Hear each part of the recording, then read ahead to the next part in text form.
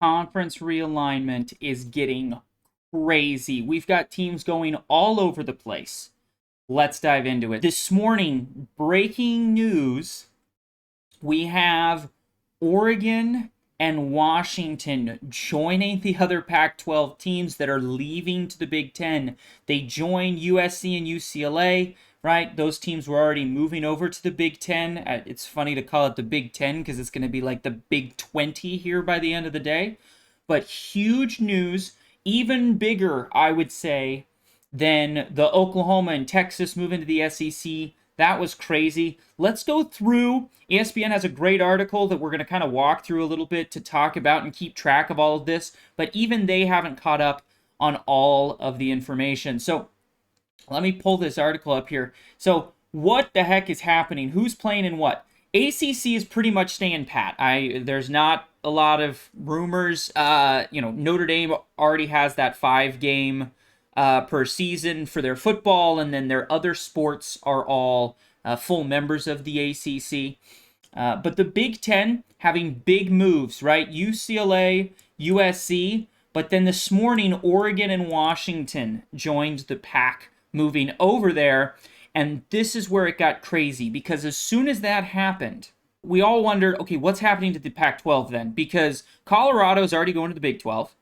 You've got USC and UCLA going to the Big Ten, and then now Oregon and Washington are joining them. So Pac-12 is losing 5 teams. Well, it got even crazier because we got reports today that not only are Oregon and Washington going to the Big 12, but now Arizona State, and Utah have all applied to get into the Big Ten. So the Big Ten's just going to eat the Pac-12, apparently. I don't know what the heck Cal, Oregon State, Stanford, and I mean, at this point, the Pac-12 needs to start making some moves and picking up some teams, because they're going to have 4 teams in the whole. It's going to be the Pac-4, the Pac-5, right? As they are losing teams like crazy. I don't know how the scheduling is going to work for the Big Ten, and I think this is the sign of something to come. With the SEC picking up Texas and Oklahoma, right? The ACC is adding a few of those American teams, right? UAB, UTSA, FAU.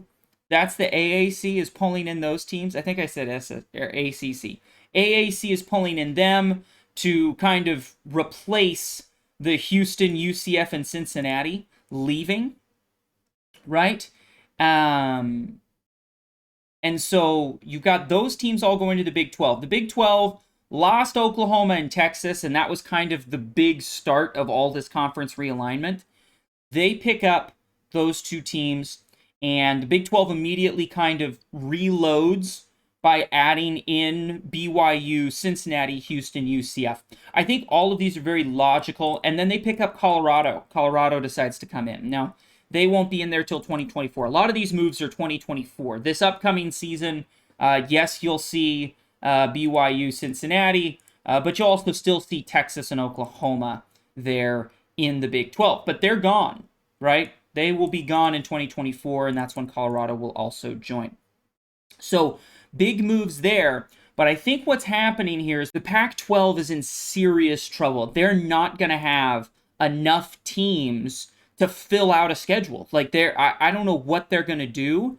I think if you're the Pac-12, you need to start, I don't know, getting some other teams. Maybe pull up Fresno State's had some good good years. They would make sense in the Pac-12, I think. But I don't know, outside of, a Fresno State or a random school here. Maybe San Jose State's had some good seasons, but you're really starting to scrape the bottom of the barrel, run out of teams here. Maybe you have to go to some of those Mountain West teams, a Boise State or something, and bring them in, just so you have a conference. But I think what this might be signaling, and this is something I've heard some rumors about for years, and that is kind of the death of conferences in the NCAA.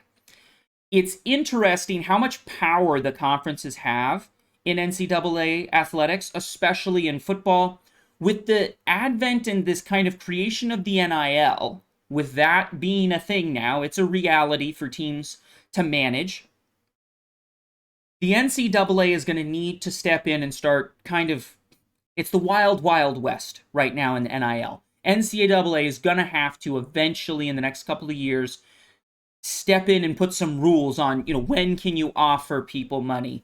How do you offer? What constitutes an offering? You're not supposed to like guarantee money, but there's certain packages that just every player gets if they go to certain teams. So how do you police that? That's all in litigation. They're going to figure out how to get this straightened up. And in doing so, the NCAA right now has very little power. The conferences have a lot of the power in how everything is run and how the scheduling works and all of this information, right? I think we might be headed to the death of conferences. We now have a 12-team playoff, right? That's coming. It's not in 2023, but in 2024 when a lot of these teams are moving in. And how does that work? Well, it's the top six conference champions, and then 6 at large is how it's structured. So I'm not sure how this is going to work for conferences. I mean, if you are one of those teams in, the Pac-12, if you're Washington State, if you're Oregon State, this is starting to look real good to you, right? You are probably going to get an automatic bid, and you might not have to play anybody, right? I mean, it might just be a back and forth between a couple of teams in some of these conferences, and you can kind of load up. It's going to be interesting. I think it's all going to work out, but I think we might be headed towards somewhat of a death of conferences as the Big Ten starts to dominate, the SEC starts to dominate. I could really see the NCAA maybe stepping in and changing how some of this works, right? I mean, you're taking 6 conference champions. Well, if the Pac-12 can't get enough teams, are they... what are the 6 conference champions? We're looking at, like, the AAC and the MAC and the... we're stuck here with not a lot of great competition and probably a metric ton of teams in the Big Ten that should get in and a metric ton of teams in the SEC. So be careful. Those teams out there going for these big money contracts, you just made it a lot harder to get into the playoffs. Now, as a fan, I'm not going to complain. There's going to be some wild games. I mean, we talk about these big out-of-conference games that we get excited about when, USC plays Michigan or something crazy happens, and we don't get those very often. We're going to get them every year now, right? Where we're going to get these huge games in all the conferences. So I think that's going to help college football. But the problem is one conference champion, right? How do you determine the conference champion? And this is where I think we might have a split. We might have the NCAA come in and make some changes, and the conferences might need to get together and make some changes, especially for football. And what might end up happening is we might see kind of the death of conferences where all of the teams in the FBS get split up into their own kind of divisions or conferences, right? That are smaller. Maybe you split up all the teams into 6 conferences. And then you go conference champion, next 6 highest ranked, and boom, there's your 12-team playoff, right? Might happen. Maybe they split it up into 4, right? Big 10, SEC, ACC, Big 12, right? Maybe the Pac-12 dies, and you now have 4 conferences, right? And here we go. 4 conference champions, and then the next 8 at large. Could happen. We'll see. It's going to be interesting. We might see some of these, we talk about the Power 5 conferences. Well, we might be swapping which conferences are in that Power 5 because the AAC might be on its way up, right? We might have some interesting realignments. I'm very curious to see what will happen with the Pac-12. So this kind of brings me to my next point, and that is I do think for all of us out there, when I see this happen, I get a little worried, especially when you look at, classic rivalries in college football between Oklahoma and Oklahoma State that might probably, not even might, they probably will not be around for years to come. Now, New rivalries will form. We're going to get big games, but there is some concern there. And I hear you. I can understand, change, these new teams being in new conferences, not playing together. But what's interesting is you got USC and UCLA moved together. That's a big rivalry. So I'm sure the Big Ten will keep that rivalry going, or at least hopefully they will.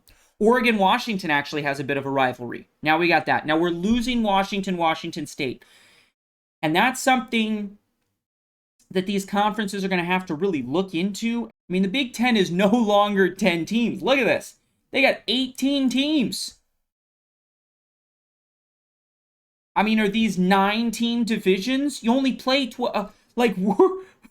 you're running. You can't even have, if you split it into two, right? For them all to play each other, there's 9 games. Done. You got a 10th game bye. That leaves you 2 out of conference games, right? 2 out of conference games. And that's if you don't play anybody from the other side of the Big Ten. Big Ten. I think it's hysterical that they're still the Big Ten because they haven't been 10 teams forever, right? But that is, you're running out of games here. And I think the commissioners of these conferences really need to sit down and take some time to think about how they want to structure this. Maybe the Big Ten needs to split it into 4 divisions.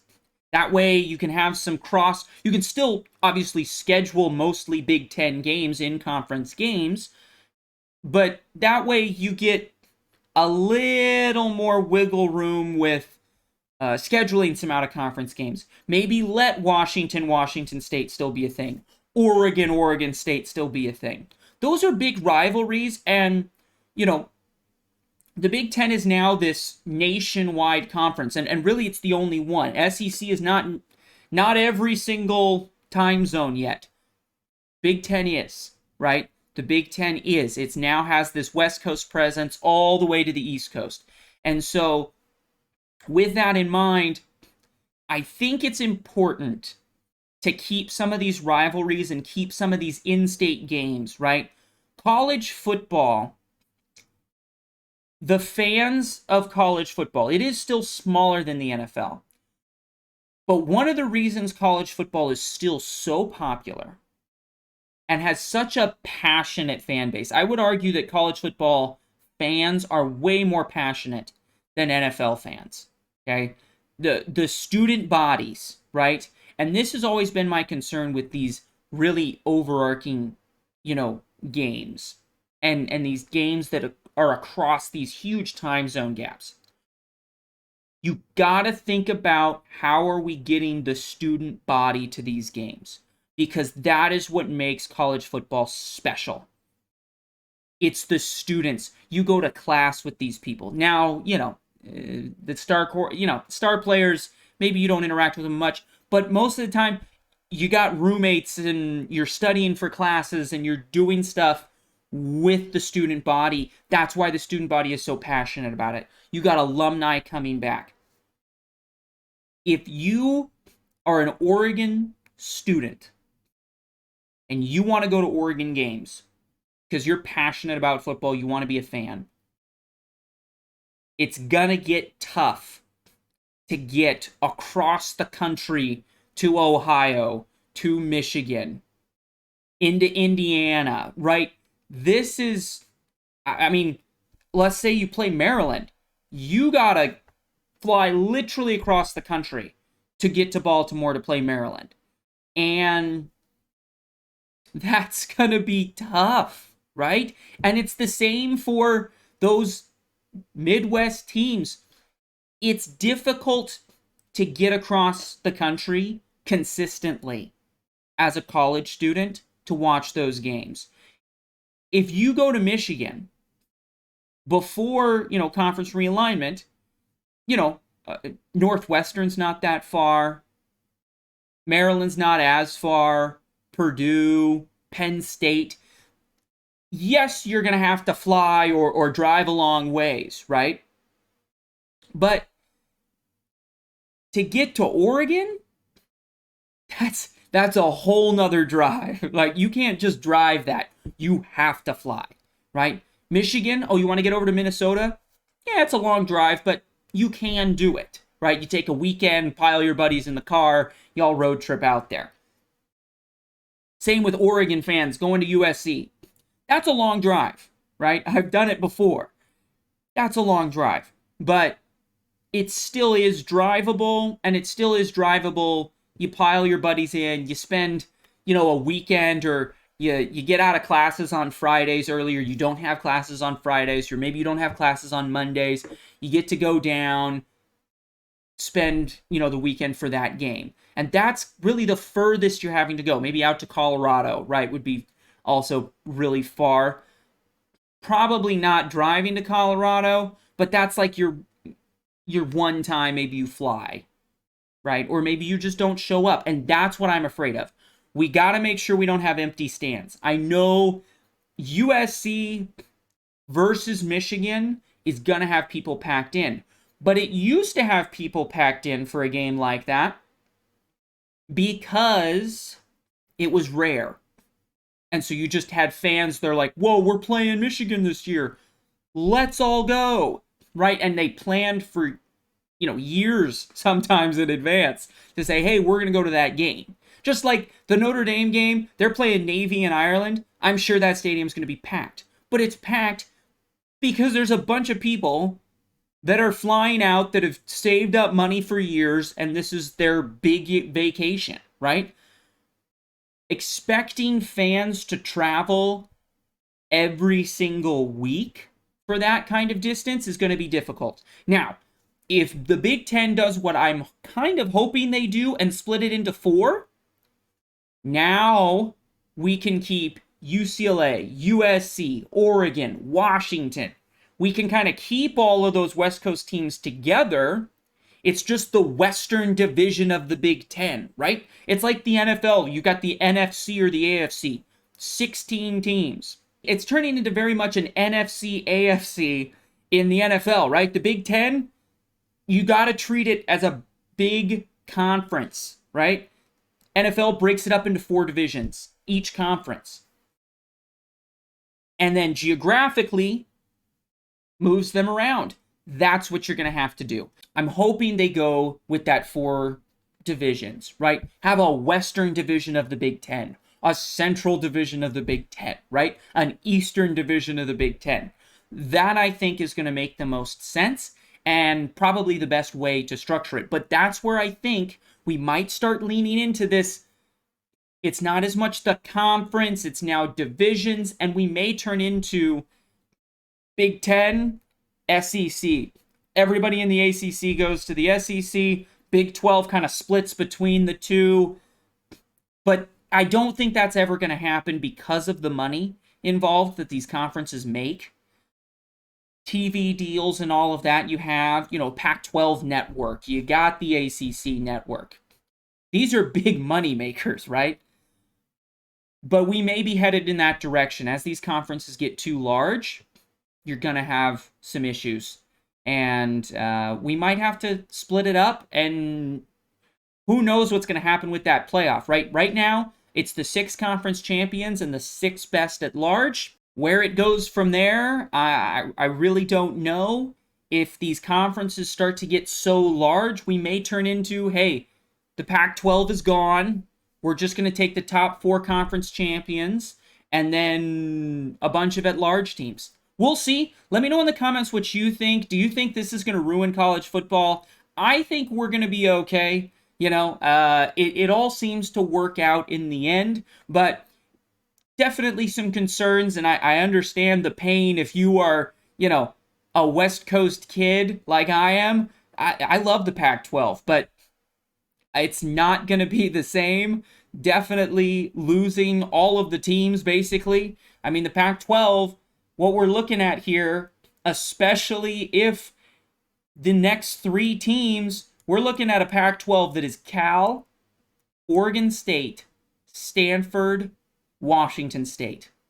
That's it. Look at this. Right here. Right now, if nobody else leaves, They've got 1, 2, 3, 4, 5, 6, 7. They have 7 teams. It's the Pac-7. It was the Pac-8 at one point. It's the Pac-7, right? 7 teams. If Arizona, Arizona State, and Utah all leave to the Big Ten like they're rumoring to be involved in with applications already sent out today, now it's going to be Oregon State, Cal, Stanford, Washington State. 4 teams. 4 teams. It's the Pac-4. That's not a conference anymore, right? That's not a conference anymore. They might as well all be independents at that point. They're going to have to schedule so many out-of-conference games. And the problem is they're not going to be able to, because guess what? There's no out-of-conference schedules available because there's so many teams in a specific conference and they all got to play each other. Your Big Ten teams are not going to play out-of-conference. They're going to have maybe a couple, but they're going to play absolute jokes. Your FCS teams, because they're not going to want to get hurt because they're going to have such a grueling schedule. The playoff might be able to help with this, right? But with how much they've realigned the conferences, I think it's going to cause some problems with that new playoff. We'll see. Maybe we'll discuss it again tomorrow. Dive into maybe the playoff and the playoff implications of this. But let me know in the comments what you think. If you enjoyed this video, leave a like. Comment down below. Again, what do you think about these conference realignments? What should the NCAA do? Should they get involved? Should they say, hey, you can't leave? Hey, we're taking over. There's no more conferences. We're just going to put you in the division and you can cry about it later. I don't know. We'll see what happens.